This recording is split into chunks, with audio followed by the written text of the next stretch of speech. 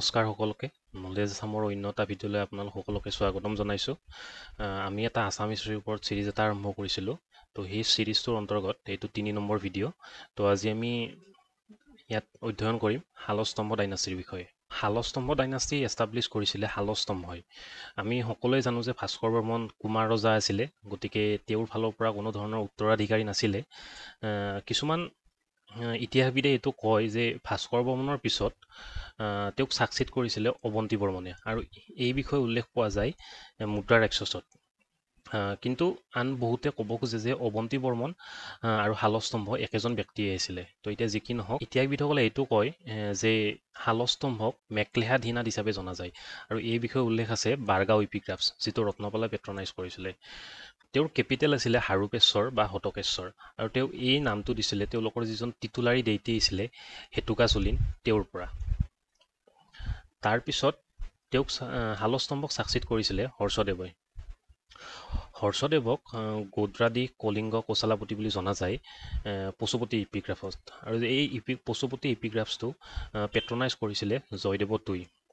আমি এইটো জানিবলৈ পাওঁ যে হৰ্ষদেৱৰ জয়দেৱ II যিজন লিচ্ছাবি কিং আছিলে নেপালৰ, তেওঁৰ লগত এটা মেৰেজ এলায়েন্স আছিলে।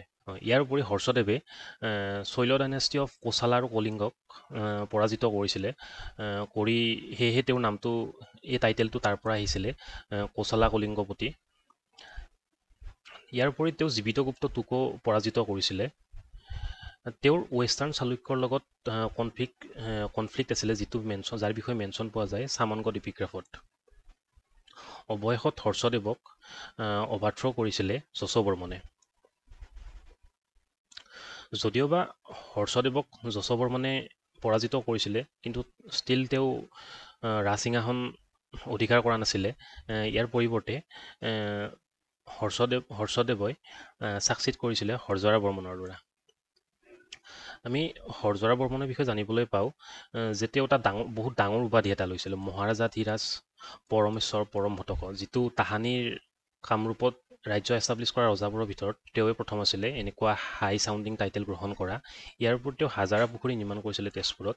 ইয়াৰ উপৰি তেওঁলোকৰ যিজন টিটুলাৰী ৰজা আছিলে, তেওঁৰ নামত হাৰবায়েশ্বৰ নামৰ এটা টেম্পল এটা নিৰ্মাণ কৰিছিলে।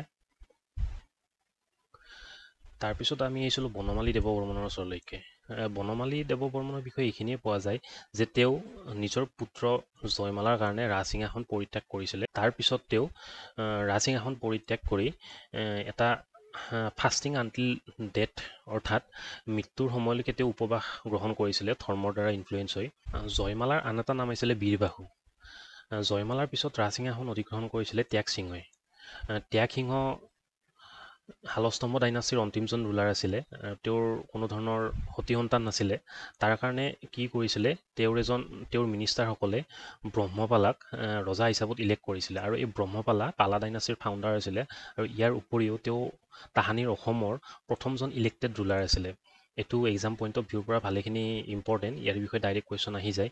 ইয়াৰ উপৰি ত্যাগ সিংহৰ দিনত তাহানিৰ ফেমাছ বেদান্তিক ৰিফৰ্মাৰ শংকৰাচাৰ্যই অভিনৱ গুপ্তাৰ লগত এখন ডিবেটত পাৰ্টিচিপেট কৰিবৰ কাৰণে অসমলৈকে আহিছিলে, আৰু অভিনৱ গুপ্তা এজন ফেমাছ তান্ত্ৰিক আছিলে।